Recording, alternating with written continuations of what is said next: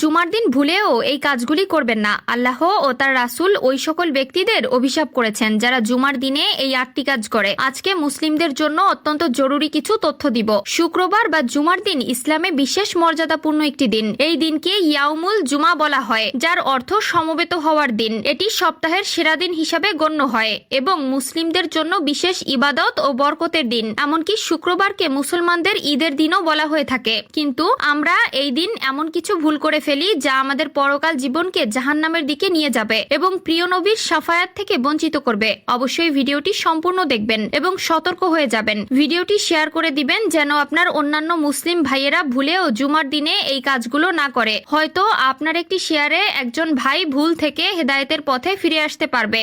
মুসলিম ভাইদের কাছে একটি প্রশ্ন রাখতে চাই, আমাদের প্রিয় নবী সাল্লাল্লাহু আলাইহি ওয়াসাল্লাম কি বার জন্মগ্রহণ করেছে আপনার জানা আছে কি? জানলে অবশ্যই কমেন্ট করে জানিয়ে দিবেন। তো চলুন বেশি কথা না বলে শুরু করি আজকের ভিডিও।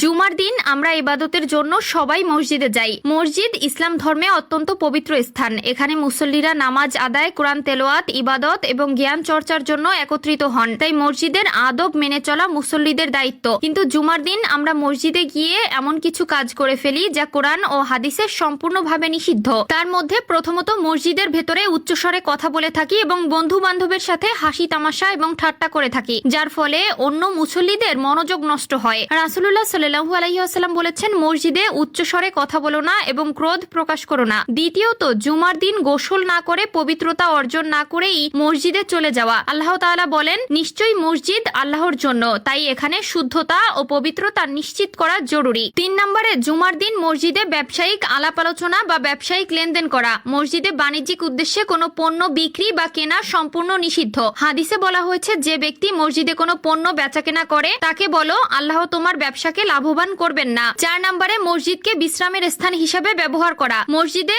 অযথা শুয়ে থাকা, ঘুমানো বা বিনোদনের জন্য সময় কাটানো। 5 নম্বরে, মসজিদে ঝগড়া বিবাদ করা। মসজিদ শান্তির স্থান যেখানে আল্লাহর জিকির এবং ইবাদত করা হয়। মসজিদে ঝগড়া করা বা কোনো বিষয়ে বিতর্কে জড়ানো সম্পূর্ণ নিষিদ্ধ। নাম্বার 6, মসজিদে খাওয়া দাওয়া করা বা ময়লা ফেলা। মসজিদের পবিত্রতা রক্ষা করা প্রত্যেক মুসলিমের দায়িত্ব।